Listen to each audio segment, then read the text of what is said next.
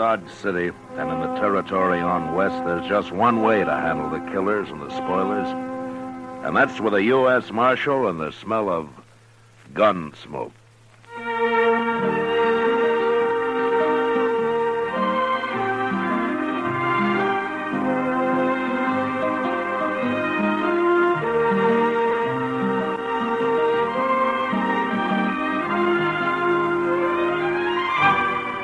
Gunsmoke, the story of the violence that moved west with young America. The story of a man who moved with it. Matt Dillon, United States Marshal. And now, Gunsmoke, starring William Conrad.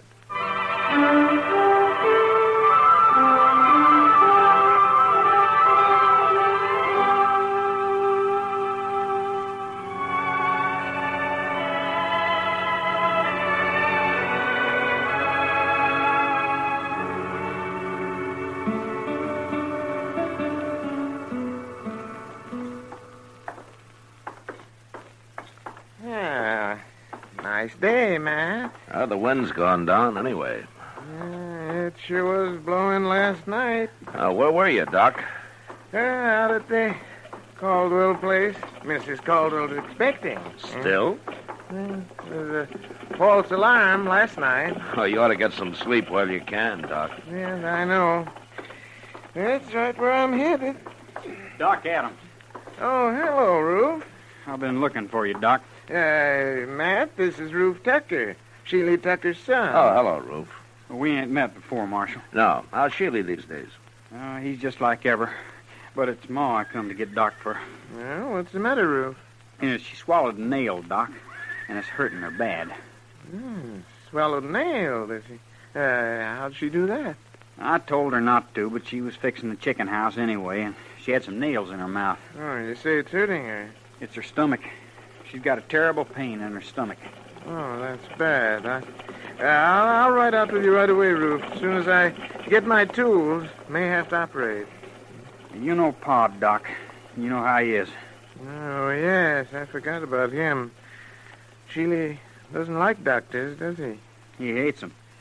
But he ain't there now. He's been out on the prairie the last couple of days. Oh? When'll he be back? I don't know for sure. But Ma said to get you anyway. She doesn't want to die. Sheely'd cause trouble if he found me there, wouldn't he? He sure would. He'd beat you half to death. Well, maybe I better ride out with you, Doc, just in case Sheely comes home while you're there. Good idea, Matt. I think you better. Yeah, Roof, go over to the Alafraganza and tell Chester I want him to go with us, will you? Sure, Marshal.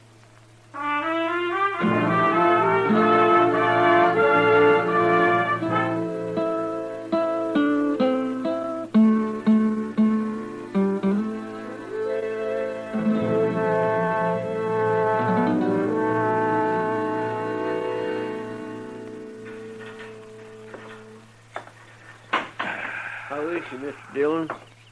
I don't know, Chester. Doc's still working on her. Well, there's no sign of Sheely anyway. Well, that's some help. What's the matter with a man like that, Mr. Dillon? Hating doctors the way he does? I don't know, Chester. Probably there weren't any doctors around when he was young. And what was good enough for his father is good enough for him. Some fool notion like that, maybe.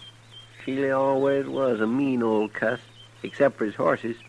He's always treated horses like they was human. Did you ever notice that? Sheely isn't really a bad man, Chester. He's just ignorant and prejudiced because of his ignorance. If he'd have been here, he'd let Miss Tucker die rather than have Doc operate on her. Yeah, probably. Well, that's bad. To me it is. Maybe if Doc saved him someday, he might get over his ideas. Old Sheely's never had a sick day in his life I know of. Oh, Doc, you all through? Huh? Oh, yes, I'm all through, Matt. How is she, Doc? Yeah. She's dead. Dead? I guess her heart couldn't take it. I don't know. I had to operate, though. She'd have died sure if I hadn't. Oh, it isn't your fault, Doc. You did all you could. I know, but I always feel maybe if I'd have done it better, things like this wouldn't happen. You're not to blame, Doc. You, want me to tell Ruth? Yeah, I've already told him. He's in there with her. Oh, how'd he take it? He didn't say a word, Matt. Well, we better be getting back to Dodge, I guess. Yeah, you must be plumb wore out, Doc. Yeah, I am. Doc, Hey? Yes, Ruth. and you too, Marshal. You're going to have to help me. Well, we'll help you, Ruth. What is it? It's about Pa. I don't know what to tell him when he comes back. Hey, that's right. I kind of keep forgetting about him. Just tell him the truth, Ruth. Doc tried to save your mother, but he wasn't able to. Nobody could have. You don't know Pa very well, I guess. He just won't stand for it. Well, there's nothing he can do about it now. It's all over. Not for him, it won't be. What do you mean, Ruth? When Pa says a thing, he means it. And he said none of us was ever to go near a doctor. Ruth, do you agree with your Pa's thinking? No. And neither did Ma. But we didn't dare cross him when he was around anyway. I'm afraid of him, Marshal. You'll have to stay here and tell him. Yeah, well, I can't stay. I have to get over to the Caldwell place. That baby's due any time now. But you can't go. All right, Ruth, all right. I'll stay here till he comes back. Chester, you better ride into town in case anybody's looking for me, huh? All right, sir, Mr. Dillon. Yeah, it's a funny thing how a doctor can lose one life and maybe bring another into the world all on the very same day. Yeah. Come on, Chester. We can ride partway together.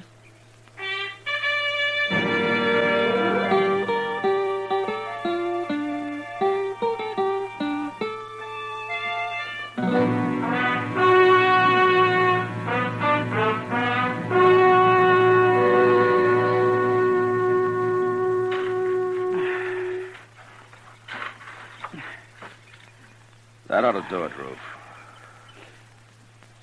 I want her buried good, Marshal. How about a cross? You want to put up a cross? I'll let Pa decide that. Oh, my gosh, Marshal. Here he comes now. Yeah, looks like he's been riding pretty hard. Pa always rides hard, but he takes mighty good care of his horses all the same. He's never hurt one yet. I know. Oh, there, Marshal. How are you, Sheely? What are you doing out here? What's this? Sheely, your wife died. Ruth and I just finished burying her. She died. Just a few hours ago. We didn't know when you were going to get back, so we went ahead and buried her. What'd she die of? She was holding some nails in her mouth, and she swallowed one of them. Oh. Ruth, take this horse into the barn and dry him off. Sure, Pa. Rub him good now. I will, Pa. Don't let him near no water yet. I won't. What are you doing out here, Marshal? I came out with Doc. With who? Doc Adams. He did everything he could to save her life, Sheely. He cut on her, didn't he? He tried to get the nail out, if that's what you mean. She'd have died from it if he hadn't. Cutting on her, that's what killed her. Look, Sheila, your wife was dying, and Doc tried to save her. That's how it happened, no matter what you think. I've got no use for doctors. They're all croakers. That's what my old man called them, croakers. I kind of figured that's where all this came from. Sheila, have you ever thought that your old man might have been wrong? Not about them, he wasn't. Hey, how'd Doc get here anyway? Who told him to come? Your wife wanted him. After all the times I've told her to stay away from doctors? I guess she didn't want to die, Sheila. She wanted a chance to live. Yeah, sure. And he come out here and killed her.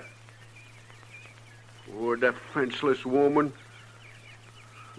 Doc Adams will pay for this, Marshal. I'm telling you right You now. lay a hand on Doc, and I'll run you out of the country, Sheely. Maybe it won't be a hand I'll use, Marshal. Try anything like that, and you'll hang for it. I'll find you no matter where you go. He killed my wife with his bungling butchery. He's a murderer. There isn't a man in Kansas who'd believe that.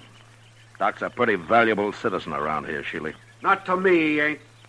It's an eye for an eye, Marshal, like it says in the good book. You even try it, and I'll throw you in jail. I don't try nothing. Then you'll hang. Will I, Marshal?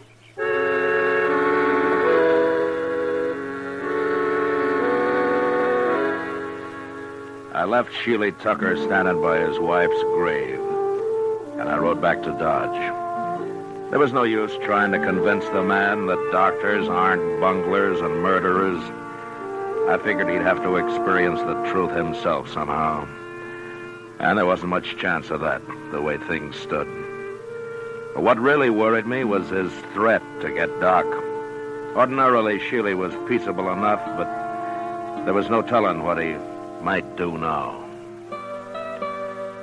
Doc stayed at the Caldwell place that night, and the next day, too. I thought he'd be safe there, and I didn't worry about him till the next evening. Kitty and I were having supper at the Dodge house. Matt, for a town that lives on the cattle trade, you'd think we'd be able to eat decent steaks. You should have had the prairie chicken, Kitty. Yet didn't have to walk all the way from Texas. That steak I had got carried. It was too old to walk. I've never eaten prairie chicken, Matt. What's it taste like? Oh, a little chicken and a lot of prairie. If I didn't know you better, I'd say you've been drinking. If I know you, you'll order steak next time anyway. I don't give up easy, Matt. Yeah, I know. Remember it, then. Sure. You don't know much about women, do you, Matt? Well, I'm learning. Yeah. But at the pace you've set, I'll be in my grave before you're out of first grade. Well, it took me 10 years to learn how to handle a 6-gun. Well, that's the nicest compliment I've had all day. Drink your coffee. I gotta get out of here. Yes, sir, Mr. Dillon. Oh, here's Doc. Hello, Matt. Kitty. How's Mrs. Caldwell, Doc? Yeah, gave birth to a 12-pound boy this afternoon. Ah, that's fine. Yes. That's not what I came to talk about, Matt. Somebody tried to shoot me on the way back from the Caldwell place. What?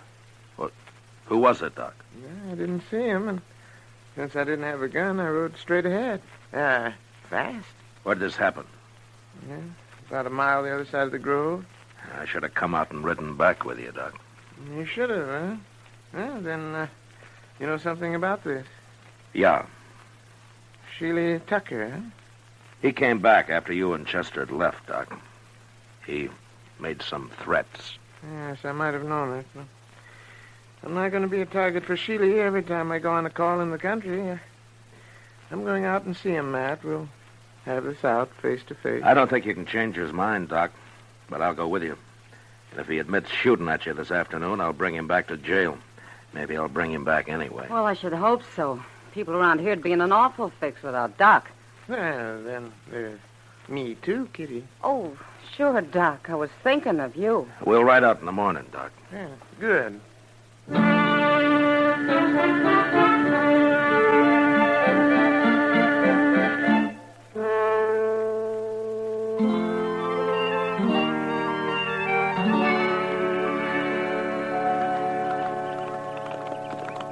There's somebody in the corral there, man. Yeah, it looks like Sheely. Tis. Him and Ruth both. Hello. Well, let's leave them here. They'll stand.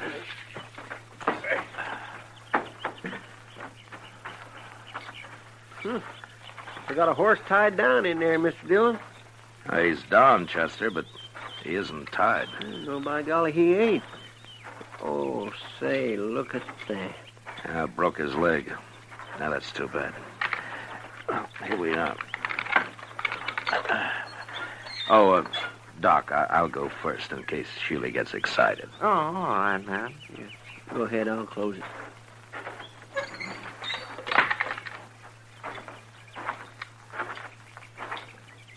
Hello, Sheely.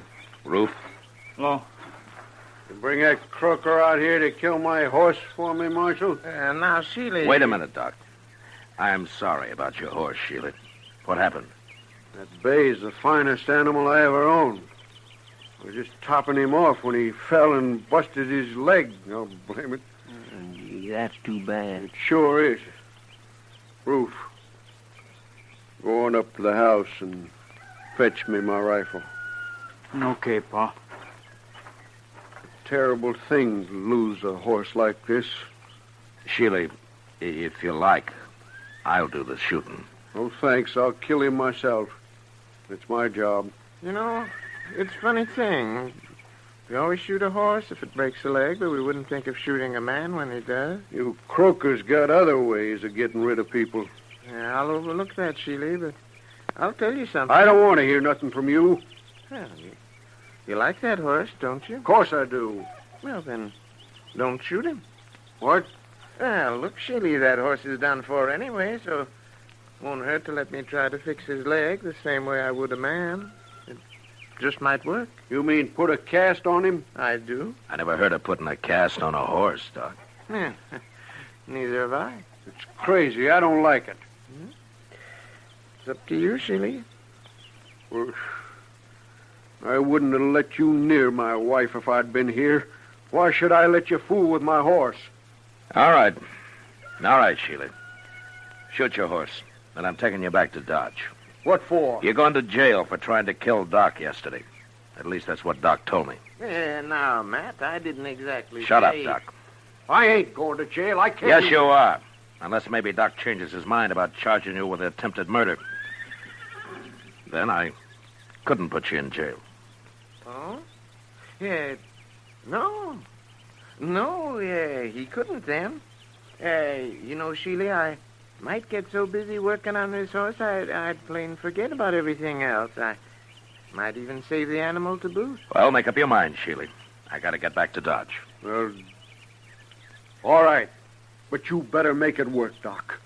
I said I'd try. That's the best I can do. Ever. No matter who the patient is. Okay, Doc, you try. But try real hard, will you? I always do, Sheila. Real hard.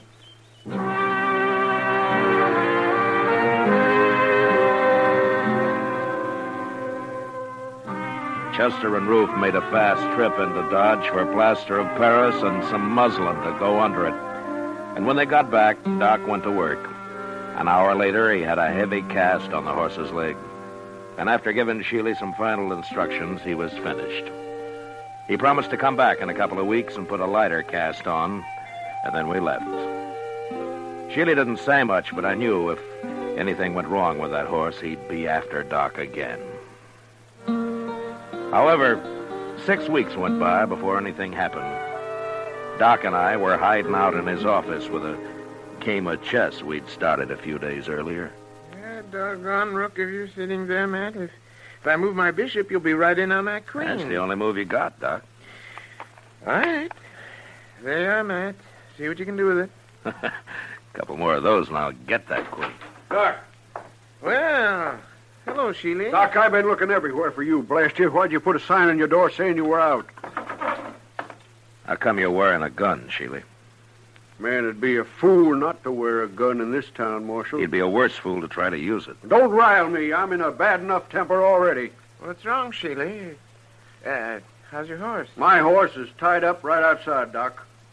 What? Yeah, I took that second cast off myself.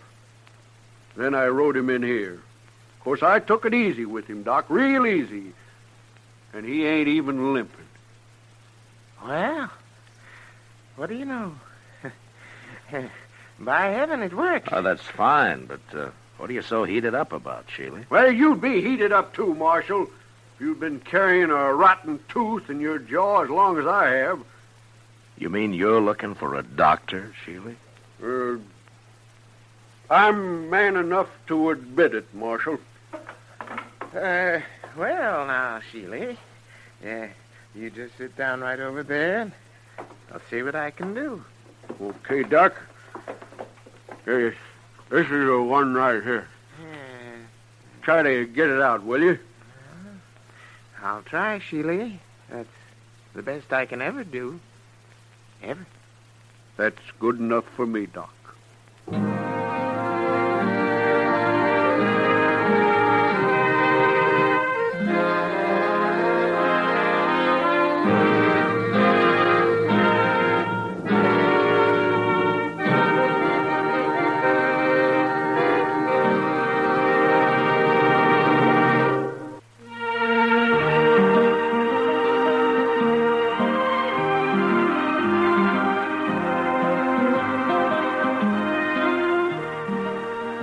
Gunsmoke, under the direction of Norman MacDonald, stars William Conrad as Matt Dillon, U.S. Marshal. Tonight's story was specially written for Gunsmoke by John Meston, with music composed and conducted by Rex Corey. Featured in the cast were Sam Edwards and Tom Tully. Parley Bear is Chester, Georgia Ellis is Kitty, and tonight Paul Frees played Doc. Ken Peters speaking. Join us again next week as Matt Dillon, U.S. Marshal, fights to bring law and order out of the wild violence of the West in Gunsmoke.